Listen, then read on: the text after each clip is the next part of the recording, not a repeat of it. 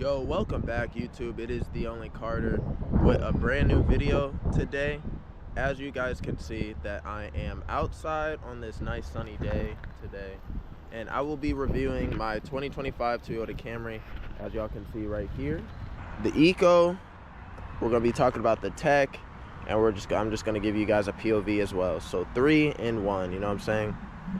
If you guys been enjoying the videos lately, make sure you guys subscribe. On the way to 2,000 subs, can't wait for that. Those last 2 videos I posted, they're doing pretty good so far. Hopefully you guys do enjoy that. Hey, enough talking, let's get into it right away. All right, first thing, YouTube, getting into the 2025 Toyota Camry SE. You know, the sedan, it immediately feels clean and modern. The dashboard layout is super simple and user-friendly with a 12-inch widescreen. This is a SE model. Overwhelming, it's not really overwhelming at all. I love how everything just feels ready to go. No cluster, no confusion buttons. As y'all can see, the buttons of the controls.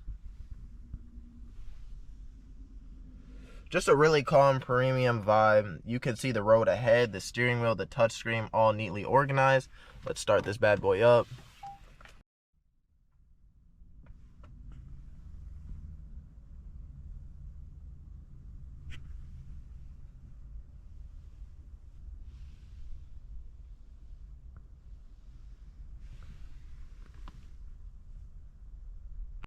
So YouTube, let me break it down to you. Let's talk about the hybrid and the smoothness of the Toyota Camry SE. The hybrid system, as y'all can know, it is a gas car and a hybrid version. I have a battery in the back that charges the power every time I touch the gas, so it just creates energy, if you guys know what I'm saying. You barely notice the switch between the electric and the gas engine itself. The acceleration is effortless, no jerks at all. You don't really get many stuff like that unless if you don't keep up with the maintenance of your car. That is important. You want to make sure you get your maintenance done. If you wait like maybe 6,000 to 8,000 K, you know, you could see your brake pedal responses start to slowly, like, you know, go downhill. You know, you don't want that to happen to your car. You just want to make sure everything is up to date. You know, EV, let's talk about EV real quick. EV right here, I talked about it, I explained it in one of my other videos. So if you have EV mode on, right there, says in the top left. Explaining again, the EV mode lets you coast silently through city traffic. It goes up to 20 miles per hour and then it cuts off, right? So let me demonstrate y'all right real quick, because I have EV mode on still. If you're just driving in a parking lot real quick, or it's like a crowd of people, you'll be fine, because EV mode still stays on. See?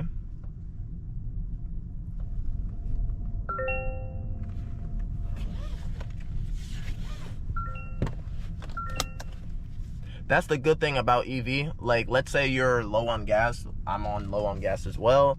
I'm at 80 miles. So let's say you're at like 20 miles, right? You can literally just click that EV button and it saves gas as well while you're driving, but you can't go anything over than 20 miles per hour, if that makes sense. So as y'all can see, my total average is basically 35 miles per gallon, and that's how much I drive on Eco. This is my Eco zone. I'm at 85. You know, when you start, you can see how fast you're going, how fast you're slowing down. It will show once, like right here, it comes down to the charge. It's basically charging all that energy. So when you step your foot a little harder on the gas, it powers all that energy. And it shows you right, let me see. It shows you right here, the energy. See, my battery is low-key up there right now. So sometimes it's low. When you have the EV mode on too long, it actually reduces the battery. So you won't be able to use EV as much. That's one thing. Let's talk about the interior and the tech of the car, right? So as you get into the Toyota Camry, you can see it's a lot quiet. Nothing really special about the car. For real, I mean, it's not like that good on technology. I mean, it's good on technology, but it's not like an M4 or like a Bentley or a Rolls Royce, you know what I'm saying? So let's break it down. The touchscreen is smooth. I have CarPlay. I have all my settings and stuff. CarPlay is the best. You know, got a whole bunch of apps and stuff. You know what I'm saying. Anyways, steering wheel buttons are initiative and tactical. You know, very simple, user-friendly. It's not that difficult to figure out where everything is. And if you need help, the handbook is in the glove department. Ambient lighting adds a modern upscale vibe at night. I'm not gonna lie, my review on the ambient lighting, it's really not that good at night. It's not a lot of light shown in the Toyota Camry. It's very hard to like get light in here unless if you want to do aftermarket stuff, like, you know, ambient lighting from the side doors to the front dashboard, maybe the back as well. I'm not doing all that. It's not that serious to me. I could see perfectly fine, but the ambient lighting isn't really that good, just to let you guys know. I don't know if you guys want ambient lighting in your car or not, but that's just a tip for you guys as well. Also, the ambient is right here, so I adjust the meter brightness. I usually have it low at night because I feel like I'm in a bat cave, you know what I'm saying? So this is the best part. This is one of my favorites to talk to you guys about. So this is the driving part on how it feels and the response and everything about the car, the driving aspect. So when you're driving the Toyota 5 or the 2025 Toyota Camry on the highway, the street, it doesn't matter. The car feels nice, going around corners and tight turns, especially on sport mode. Like the car like cuts itself, if that makes sense. The car, you know, I mean, it's a luxury sedan at the end of the day, but it's also good on driving, and it's especially good on fuel and economy, you know what I'm saying? Like the fuel efficiency. So yeah, as y'all can see, I'm charging up the car right now. And then when I let go, it charges the battery, if that makes sense.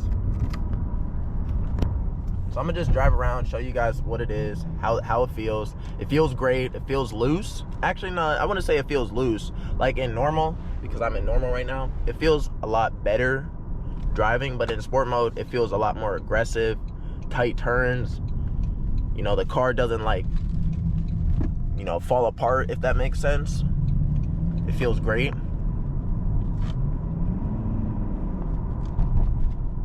Braking is fine.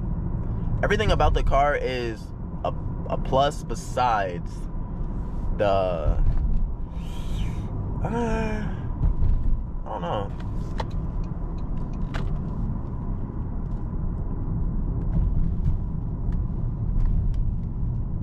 But yeah, if you guys made it this far so far, make sure you guys do like and subscribe, and I could give you guys more reviews. I'm gonna give you another review very shortly on the miles I'm at.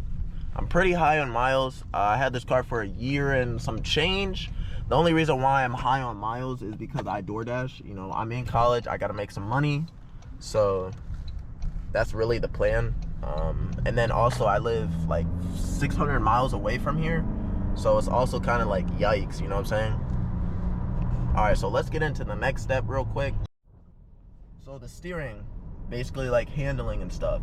The steering, especially if you're in sport mode, it's tight enough for sporty drivers who love driving fast or just, you know, feel like they're in a race car, you know what I'm saying, at the end of the day.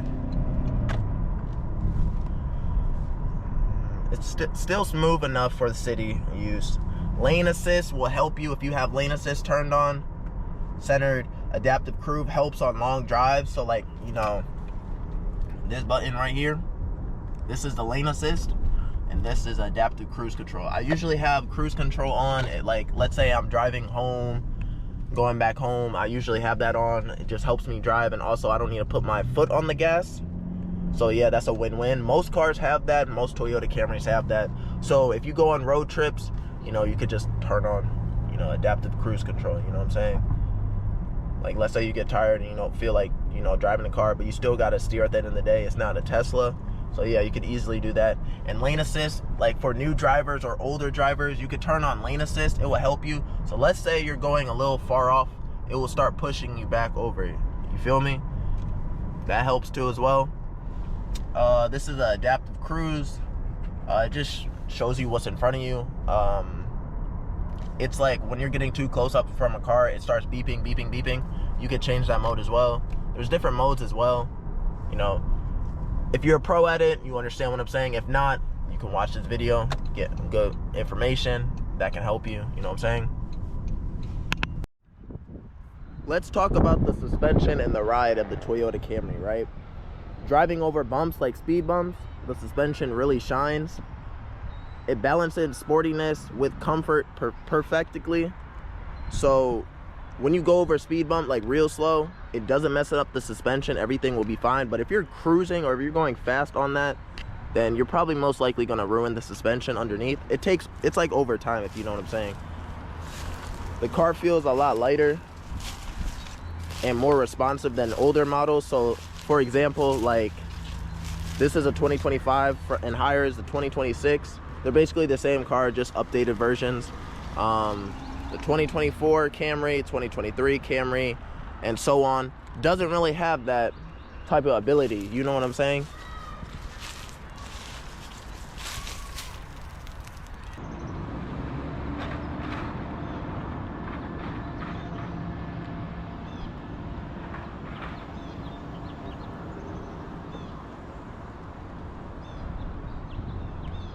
On how I went over the speed bump, you go slow over that. You're not really supposed to go fast on that, because over time that messes up the suspension and stuff underneath, and it can mess with your tire alignment and your steering ability. That's a good tip as well for you guys to understand. So wrap it up on what I was basically talking about. I was giving you guys a review of the 2025 Camry on the EV, on the handling, everything in that nature.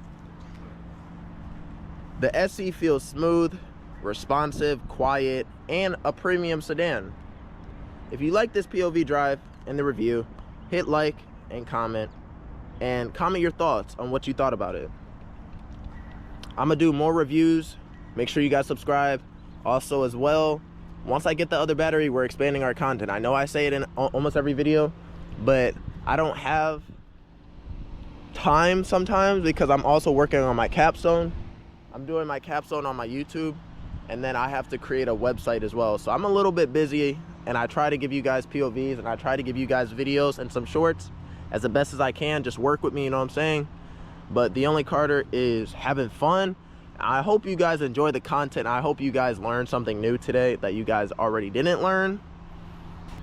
If this video was helpful for you guys, make sure you guys do subscribe, comment, and like, and share it with someone. You know, share this video with someone. You know what I'm saying? Woo-hoo-hoo. Bro, let me tell y'all something. Once I get that spoiler and the mirror caps, we're gonna be living life. And this summer, I might be a little busy. I don't know what I'm doing yet, but I know it's gonna be interesting. Content gonna go crazy. Content is gonna hit the roofs, I'm telling you guys. I just want you guys to bear with me. And if you love the content, let me know. I've been keeping up to date. Last year I inspired like 34 people. Now I inspired 24 people, and it's just continuing on. Eventually I'm going to get into another car. I might start a Scat Pack POV, or I might get into another Camry, you know what I'm saying? So I can show you guys different cars. That's what I meant by expanding my content, if you guys know what I'm saying. But further ado, have a great rest of the day, and I'm gonna see y'all in the next video.